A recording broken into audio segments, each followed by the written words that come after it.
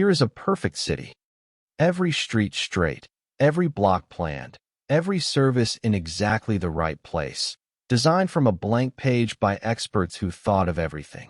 And nobody lives in it. I'm an architect, and this is the most humbling lesson in my whole field. You can design a flawless city and watch it fail completely because a city was never really about the plan. It's about people and the reasons they have to be somewhere. Take those reasons away, and the most perfect grid on Earth is just empty roads waiting in the dark. So here are the planned cities that failed, and the exact thing that actually killed each one. Because in every single case, the killer was something the drawing simply could not put on the page. The cities we designed to perfection, and the reasons no one came. Here's the way an architect actually has to think about this. On the left, an old city that nobody designed.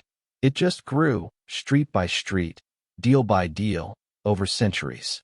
On the right, a city drawn in a single act, all at once, by one mind with one vision. The grown city looks like a mistake. The planned city looks like the answer. But almost every time, the messy one is alive and the perfect one struggles. Why? Because the grown city is the fossil of a million reasons people had to be there. The planned city is a guess about reasons that might come later. A plan can lay down the streets. It cannot lay down the demand. Watch that gap kill city after city. Start with the most famous failure of all and the biggest lie about it. In 1950s St. Louis, planners built Pruitt-Igoe, 33 identical 11-story towers, 2,870 apartments, clean and rational, designed by a serious architect named Minoru Yamasaki, the same man who would later design the World Trade Center. It was hailed as the future of housing, and within 2 decades it was so ruined they dynamited it on live television, starting in 1972. For 50 years that demolition has been told as one tidy story. Modern architecture failed. The towers themselves did it. The high-rise idea was poison. But that's a myth, and it's worth killing carefully because it let everyone off the hook. Look closer, and the real killers had nothing to do with the shape of the buildings. The towers were funded to be built, but almost nothing was set aside to maintain them. The upkeep was supposed to come out of poor tenants' rent, and there was never enough. At the same time, St. Louis was hollowing out. Its industry and its population were draining away to the suburbs. Racial segregation packed the poorest residents into this one place and then starved it of money, services, and repair. The place built for around 10,000 people ended with barely 600 left, living in buildings nobody was paying to fix. Pruitt-Igoe didn't die because the towers were bad. It died because we built the housing and then abandoned the people inside it, and then pointed at the concrete, so we wouldn't have to look at ourselves. Now the opposite failure, a city that was never even abandoned because almost no one ever arrived in the first place. In 1958, a developer and sociology professor named Nat Mendelsohn bought 80,000 acres of California's Mojave Desert and laid out what he was certain would become the state's next great metropolis, a rival, he believed, to Los Angeles itself. He didn't just sketch it, he built the bones. He bulldozed an immense grid of streets, roads, intersections, cul-de-sacs, all named, all paved, and he centered it on a grand park with a 26-acre artificial lake, ready for the houses and the millions of people he promised would come. They didn't come. Today, California City is, by area, the third largest city in the entire state, and home to fewer than 15,000 people. Fly over it and you see the ghost of a city that never happened. Mile after mile of cracked, empty roads carved into the scrub, curling into cul-de-sacs that serve nothing, a street network sized for a metropolis with almost nothing plugged into it. And here is the lesson, laid bare in the desert. Mendelsohn built the supply of a city, the streets, the lots, the lake, and simply assumed the demand would follow. But there was no water to speak of, no industry, no jobs, No single concrete reason for a family to choose this patch of desert over anywhere else. You can pave a million driveways. You cannot pave a reason to pull into one. This next one failed because its planners ignored the one thing you genuinely cannot ignore, where you actually are. In 1927, Henry Ford carved a town out of the Amazon rainforest to grow his own rubber and break the Asian rubber cartels that were squeezing his car company. He called it Fordlândia. And he built it as a perfect slice of small-town Michigan.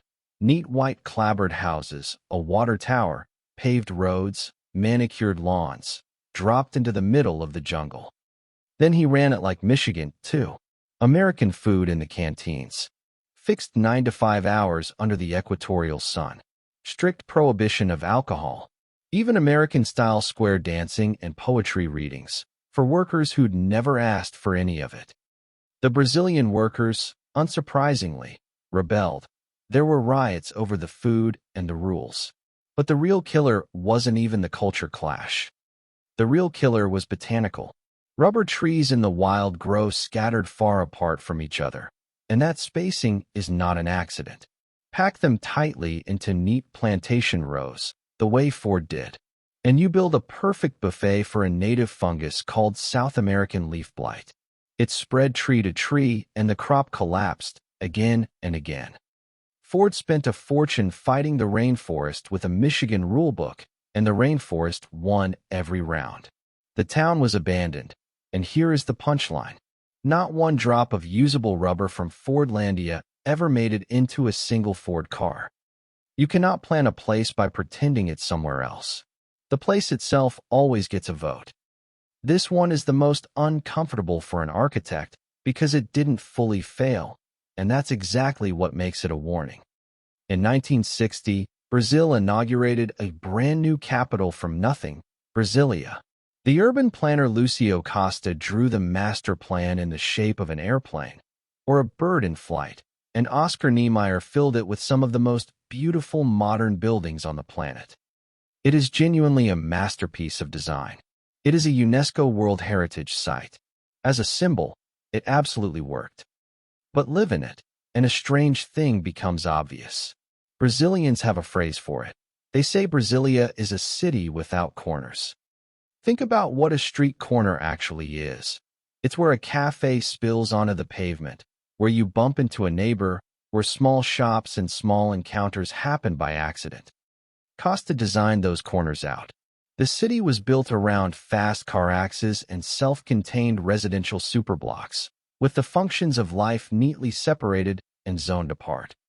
So there are wide, beautiful, monumental spaces, and very little of the messy, ground-level street life that makes a city feel warm. It can be genuinely hard, and even dangerous, to simply walk somewhere. And the people who built it, the working-class laborers, were never really meant to live in the perfect plan at all. They settled in satellite towns that sprawled for miles around the edges, so the city designed for equality became, in practice, sharply divided by class. Brasilia proves you can draw a flawless city and still forget to draw the life into it. The plan was perfect. The street corner was the thing it couldn't compute. Some cities fail because nobody chose them. They were simply ordered to exist. In the 2000s, Myanmar's military rulers quietly built an entire new capital in the country's interior, and then, almost overnight in 2005, abruptly moved the whole government there, hundreds of miles from Yangon, the country's real population and commercial center. They named it Naypyidaw, and they built it on a staggering scale. Ceremonial plazas you could lose a crowd in. Giant ministry buildings spaced far apart. And the now legendary centerpiece, a 20-lane highway running up to the parliament, so wide and so empty that people post photographs of themselves lying down in the middle of it. The whole place was sized for a projected population in the tens of millions. The reality is well under 1 million, and even that figure is widely doubted. So it sits, to this day, eerily still. The vast roads are deserted. The hotels are quiet. And the reason is the whole thesis of this video in one city. A capital is not created by decree and concrete.